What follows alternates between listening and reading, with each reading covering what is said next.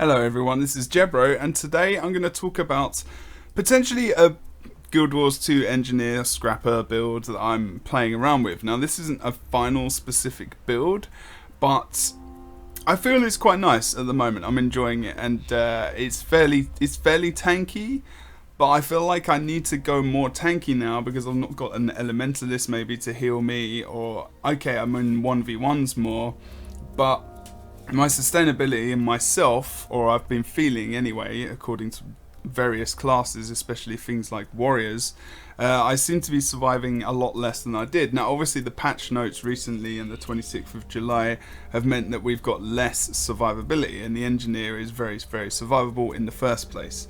So I've actually gone here with Menders, and I'm testing it out still. It's not like a final build, but I would love you guys to kind of talk about it, and I thought I'd do that, and it would be a nice way for us to kind of talk and do that kind of community thing, I guess is what I mean. So I've gone for Menders. Now obviously the difference from, paladins to and also marauder is quite big, because you can see the significant differences. Okay, we've got less precision and we haven't got ferocity, but we've got healing power. And I'm trying to get a bit more from the heals, because we've got a cast time now for Medic Gyro, and we've got a cast time for Reconstructing Field. So I want to get the most healing I can out of these abilities, just personally because it's helping me sustain a lot more. There's a difference in numbers significantly of like 500 heal here and there, 100 heals on the for example, on rapid reconstruction, for example, as well. So you can see at the moment super speed is 508, and if I switch it to, say, paladins, and this is obvious, it goes down to 340. So that's 168 or so, whatever, in terms of, the healing stat, and we get a lot of super speed. So why not try and use that a little bit more? Now, obviously, things like Druid, Menders, and people are going to be using Menders to be a little bit more tanky as well, in my opinion.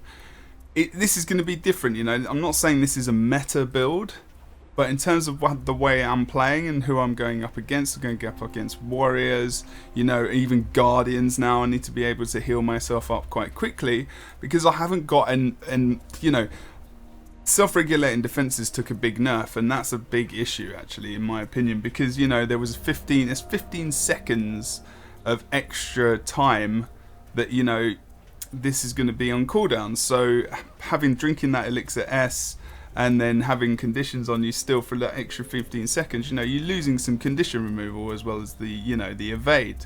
So I need some extra survivability. Whether or not that's changing the rune and going a bit more toughness orientated is another thing as well, but I'm still trying to negate conditions to a degree and get condition removal. Now that means probably either Purge Gyro or going for Elixir C, which is fine, either is good, but at the same time I'm getting the super speed. So if I'm going to pump up if I'm going to go to Menders, I feel like I want to go for more gyros rather than go for Elixir C, mainly because of getting that super speed, and the stability, because stability has been nerfed again for the scrapper line, in the various traits. So I will link down below the whole patch notes for the engineer that I went through in detail, so you know what I'm talking about as well. I don't want to talk about too much, but the reduction in stability for some of these traits, has meant that we've got less.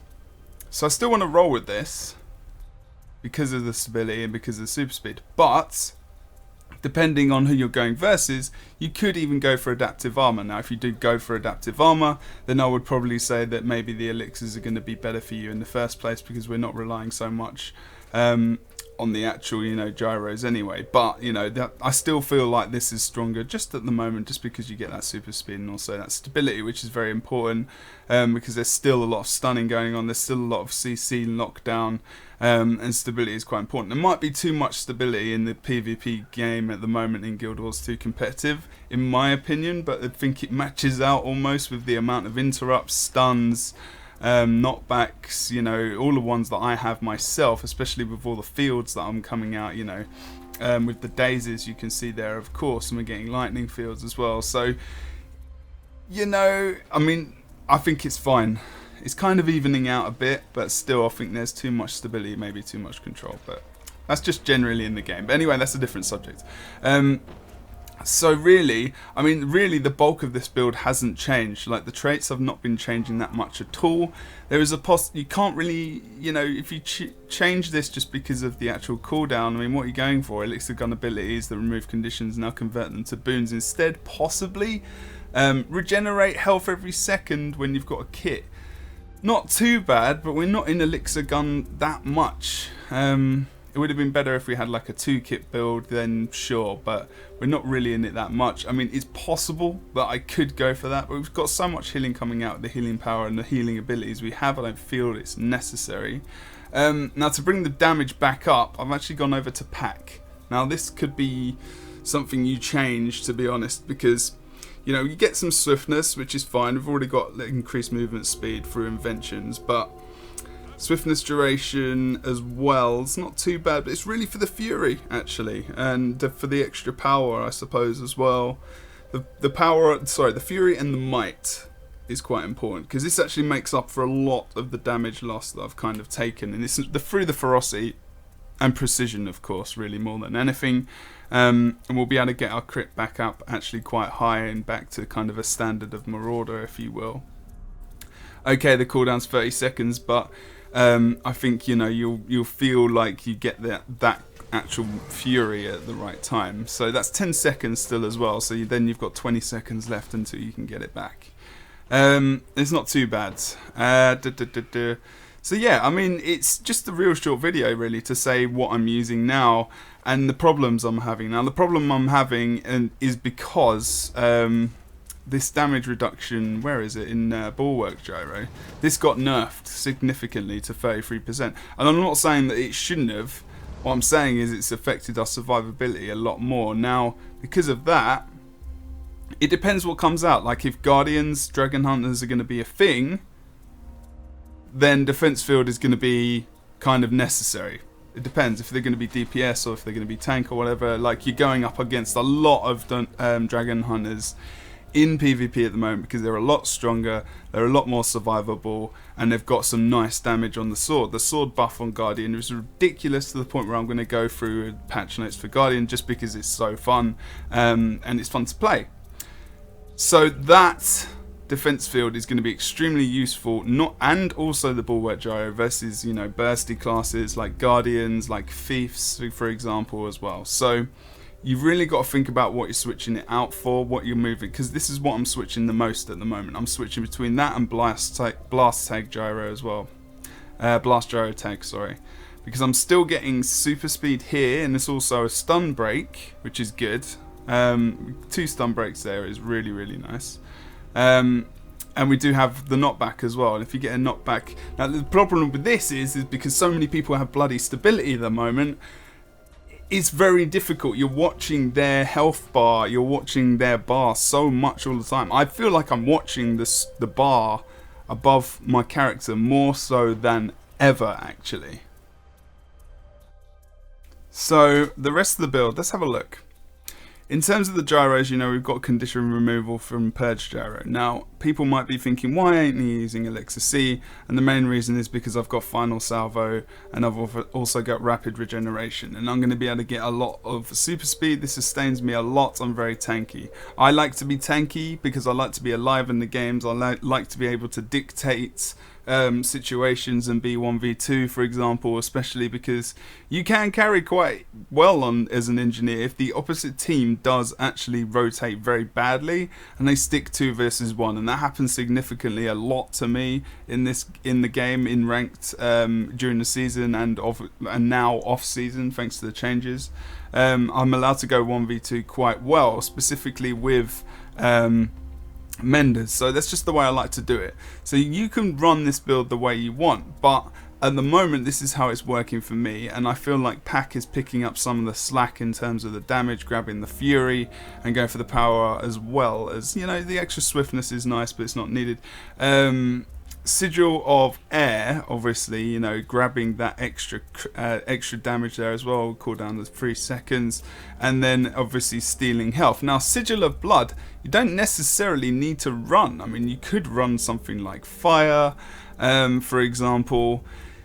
Something with more damage. Maybe you could go for plus 5% damage. Generosity to remove an extra condition if you're going against heavy condition classes as well. Maybe even don't need much more crit.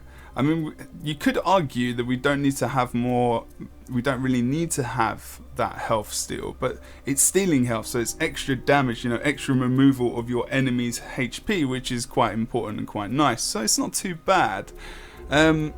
But yeah, there's a significant difference in healing, obviously, between having Menders and Marauder, and Menders and obviously Paladins as well. So still, Elixir Gun is very important, because until there's, you know, no condition builds in the game, I don't think we're going to be getting rid of Elixir Gun. It's almost like, well, and in Alchemy, Elixir Gun is important because of those things. Obviously, because we have Elixir abilities on it, we can remove conditions and whatnot as well. So, you know, that's pretty important. Obviously, Fumigate is going to remove conditions from allies. So, that's not going to be gone. The reason I still go for Medic Gyro is because Healing Turret, for me, personally, is just too long a cast time. It's so long, and it can be easily interrupted. It's very easy to see. If you've got standardized models on and you're watching the enemy, a human putting that down is very obvious. It's obvious enough on the screen now. I don't even need to really say anything else about that. I mean, he puts his hand down on the floor. As you can see, look. Yeah, it's very obvious, especially when you're running around. He's not got his hand on his gun anymore and he reaches down. It's easy to interrupt. The cast time is long. And also, I'm not getting as much from regenerating mist as I would like to. I mean, the good thing is that, you know, it gives you regeneration, which actually increases your healing power. So in this build specifically, it actually might be even better to run with that. The thing is protection is even more direly needed now because of, say, you know, the dragon hunters, because they're even stronger than they were before. They're able to get even more, they're able to get fury off their sword, and a lot of people are using sword as well. Just presently, you know, while people are testing things out. So, you know, all this could change even within, you know, a couple of days or a week, but this is just what I'm thinking about. The problem I have with this build is the fact that I'm surviving. It's difficult to survive versus guardians and thieves, but as soon as I changed to Menders, I was able to sustain myself extremely well.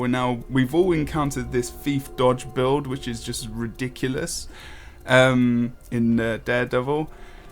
You know what I'm talking about, probably. If not, I'll go for it maybe in another video. But, you know, there's so much evade, and the 9k, you know, kind of crits that come out from that build are ridiculous. And I've been able to sustain myself really well. As soon as they get me down to that low HP level, I'm able to get myself back up, and they're not able to bring that damage back home quite as easily as they could before, and I've been able to out-sustain them. And okay, you know, you'd argue that a thief versus an engineer, you know, I should win that matchup anyway, but that build is ridiculous. They evade pretty much 90% of the time, and you have to be extremely well timed to be able, you know, you've got to time your abilities quite well, and I'm able to do it a lot better than I used to, especially last night when I had duels against someone in the game. I did a lot better than I have been doing with this amulet. But now I'm tankier than before, and I haven't actually gone for the stealth gyro. I've still kept with Elixir X actually. Problem is, you know, obviously there's a lot of evading going on. There's a lot of blocks going on. I'm not able to get my toss Elixir X out as much as I could before, but still Elixir X is really, really helping me survive. And the buff on Tornado is extremely nice. This knockback is great. Obviously we're going to be able to get down some stacks of stability as well. It's very, very effective on downed bodies. There's some nice damage that comes out from this ability as well. Different effects. It's always lightning, I think, pretty much, just because it's engineer. But yeah, I don't know. I'm kind of enjoying this build. It's the first build I've really found where I can be very impactful on games. I have been playing a lot of Marauder. I've been playing a lot of the new amulets as well. Obviously, we've got, you know, all the different things like Diviners and Seekers as well, which are just not really survivable. You know, we've got concentration and whatnot as well in there, but there's no vitality, there's no toughness, and that kind of sucks. All right, my toughness is non-existent, but I have vitality to help out a little bit of my HP, and my healing power brings me up quite high. So, you know, whether or not it'd be about going to something more toughness orientated for instead of Menders is another thing. But again, I'm not really in that way of thinking at the moment. I'm more thinking about, you know, the healing power that's coming up, because I've got more healing orientated traits as well, so why not buff that up a little bit more? I'm gonna bring you some gameplay in the future to show you how effective it is, but give it a bash. I mean, you know, tell me why you think, you know, maybe this build or this amulet isn't that useful. Is it boring? Is it just engineer being engineer and I'm just going tanky and it's crap? Is it more sustainable for yourself? Are you feeling less survivable than you did before as an engineer? And what are the ways that you're using to help yourself out, to help yourself be more useful in your team or even in the solo queue as well? I'd love to know exactly what you guys are thinking, because there's loads of different stuff I'm playing with. I'm even thinking about not playing inventions at all. And going to something like tools and bringing out a toolkit, and I've changed over towards backpack regenerator as well. So I'm trying loads of different stuff, and this is the fun part of this game, and this is the part that I miss a lot, and which is why I prefer more balanced changes, is the fact that you can always play around with builds, you know, bring out different stuff. Even if it's crap, you can just be like, okay, at least I played rifle again.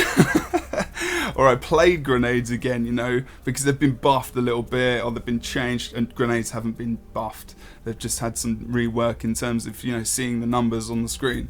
But, you know, things like, you know, even just Tornado getting a buff and just bringing out Elixir X more, and then thinking, shit, you know, I didn't get Rampage, but Tornado's okay, you know. I'm able to, you know, take away some stability stacks because of the CC. I'm able to do knockdowns. I'm able to be quite even effective, even more so now, while people are in down state, or while people are on a cap, or if I want to get the no, because I know I'm going to push them back in this direction, because before, and still is, you know, Tornado does knock people back. It's very random which direction you get, obviously depending on when they hit the tornado and where you are in comparison to them. So it's really about testing, and I'd love to know what you guys are testing out at the moment. I've been Jebro. Let's give us a little cheer. If you like this video, don't forget to like, don't forget to comment as well, please. I want some discussion, and I'll see you soon. Take it easy. This was a fun video, and I'm going to do some more, a lot more to do with the engineer specifically. But if you want to see anything about classes as well, if you want me to go through as well class patch notes for every class, I will do that, because people have said that it's easier because they forget names of skills, names of traits, and I do the same. You know, I always think hammer free, you know, and I forget rocket charge. The name always, there's a bit of a gap sometimes there for me, if I'm honest, and I remember a lot more than I used to. But some people just want to look at a video, they want to be like, yeah, okay, this is what's happening to this trait, this is what is happening to this ability, and okay, cool, now I know the info. So if you want those kind of videos as well, let me know. I've been Jebro. Don't forget to like, comment, subscribe, like I said before. Check me out on twitch.tv/JebroUnity, because I am casting, I'm actually streaming quite a lot at the moment as well. August is going to be a bit of a gap, but anyway, see you soon. I'm rambling. Take it easy.